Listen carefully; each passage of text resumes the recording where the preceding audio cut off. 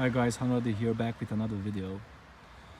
This is the first update since the Saab has been fixed, and if you've seen my previous video, then you know that there was an issue with a linkage in the gearbox, and basically I wasn't able to select the first and the second gears, and it turned out to be just a part which I bought second hand, but I ended up grossly overpaying for it. So yeah, life is life, I guess. But at least I managed to find it online at the online shops. And next time, should I have this issue, then I will simply buy the new part, and that's it. I wanted to make a video taking basically an Amesie-like honest look at my 9000.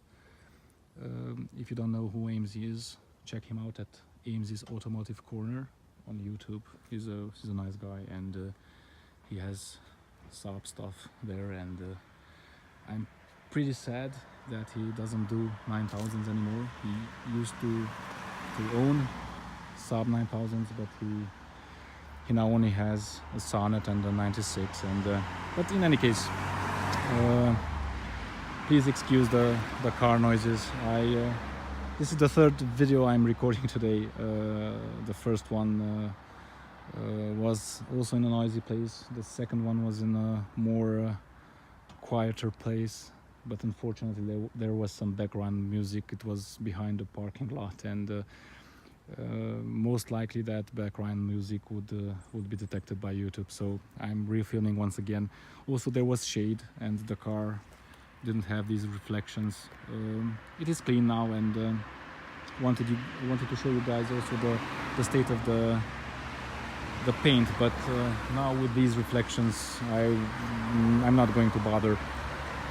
So back on track then.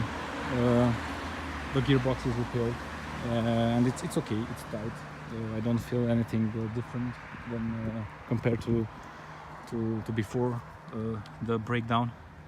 I've also changed the oil, the fillers, and I still use Licky Moly MOS2, which is supposed to have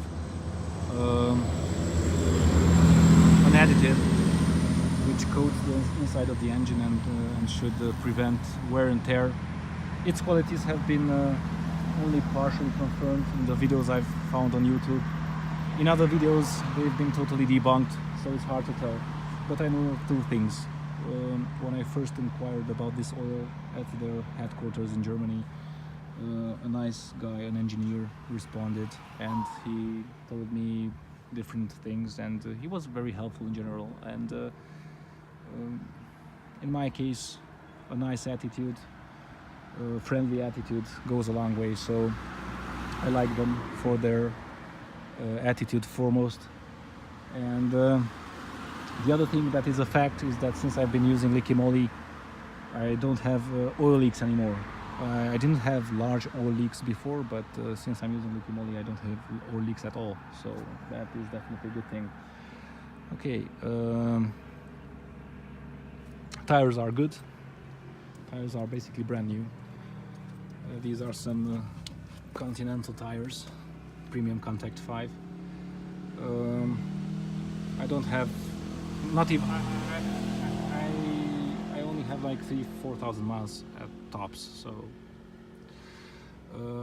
the discs and pads all around, however, are getting old. The brakes don't squeal for now, but they're getting old, and most likely next year I'm going to replace all of them. Also, lately, every time I wash the car, I'm noticing that when the rims are wet, I'm getting these leaks, these not leaks, well, these blemishes. So there is some rust, most likely, and when the rims are wet, this rust gets liquid and fills this part of the rim every time. It's pretty annoying, but yeah, nothing major. One thing that's an issue is the speedometer. So the speedometer is not working at speeds below 60-70 kilometers per hour when I start my journey. After I exceed that speed, most of the times it starts working. This is most likely due to the fact that the Saab 9000 is registering its speed during the mechanism which is in the gearbox, and well, because I did have repairs on the gearbox linkage, maybe this problem has been accentuated, so it doesn't really matter, you know. When I'm going on longer trips, the speedometer always works. The downside is that it can be annoying in the city, and another downside is also the fact that when it's not working, it's not registering some kilometers. So basically I have more kilometers with this car than 257,527 kilometers, but not by more, so not by much. So yeah, it's not that of a big deal. The interior is still nice, in my opinion. The leather looks very good.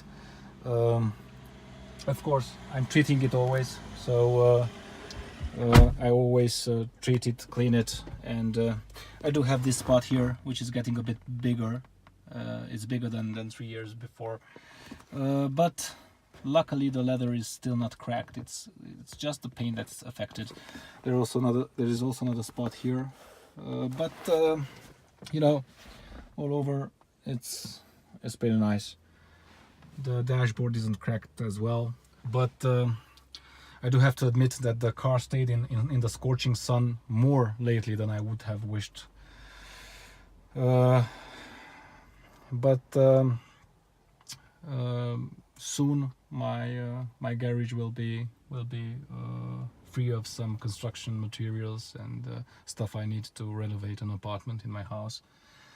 And after that, the car will be parked in the garage once again. So hopefully I'm going to be able to limit wear and tear caused by the sun this way. The headliner was new when I got the car. It has been replaced by the previous owner, so it's like brand new. Shocks are new. Another thing is that the driver's seat has lumbar support, and there's a lever on this side recessed here, but it's not turning anymore, and hopefully it's stuck in the on position. The seats generally are comfortable, but they do lack side support, and sometimes my back hurts, you know, but that might be just the fact that I'm getting old. They are nowhere near the aero seats, and they are nowhere near modern cars seats, but they're okay, you know. They're decent seats, not the best, they're decent.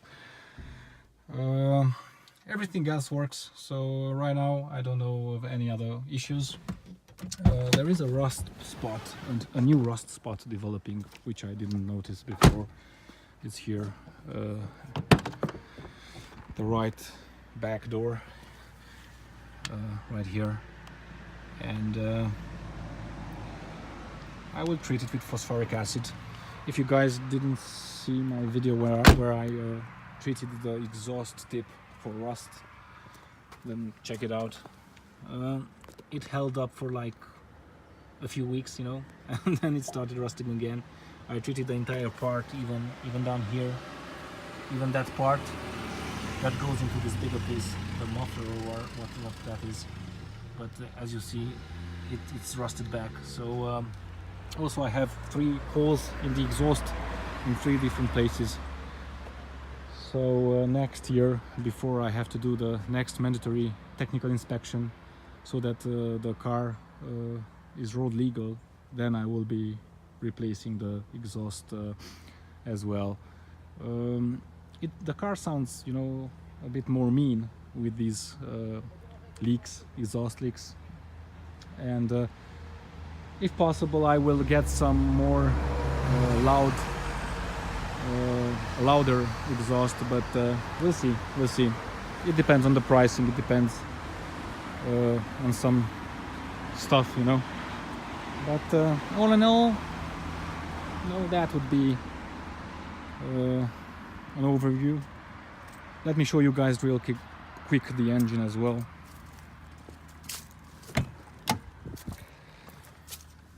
Let's see the engine a bit.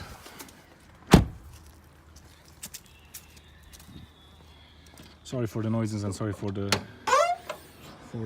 lights all over the place, but you know, I do have other things to do, so this will have to do. The battery is new. I had a quality battery, but it went dead. I tried to use the charger to desulfonate it and bring it back to life, but it wasn't possible. Like I said, I don't really have leaks. There are some minor stuff here and there, but nothing major.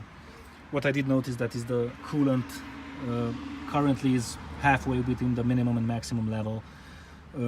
I just topped it off a few weeks back, and then it was at max, but it keeps dropping. So I don't know where I have a leak or what it happens, but I'm losing some coolant.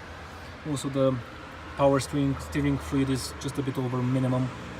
I will have to get I will have to look into what kind of power steering fluid should I use, and I will top it off.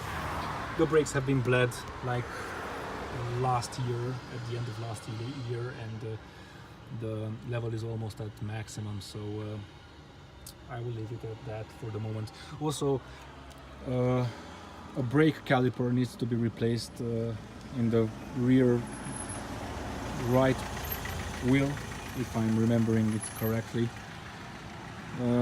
because the bleeding nipple broke, and we couldn't get it out, and yeah, so basically this is an overview, you know. With this licky moly oil, the engine sounds real nice, so I think it's a good thing. It's really a good thing, and yeah, I'm planning to do a video with one of our other cars, which is more modern, way more modern than this. The idea being, you know, because I've drove the Saab for the last month and a half, pretty much, just to illustrate, you know, the differences between an almost 30-year-old car and a modern car. So that's it, guys. See you in the next one.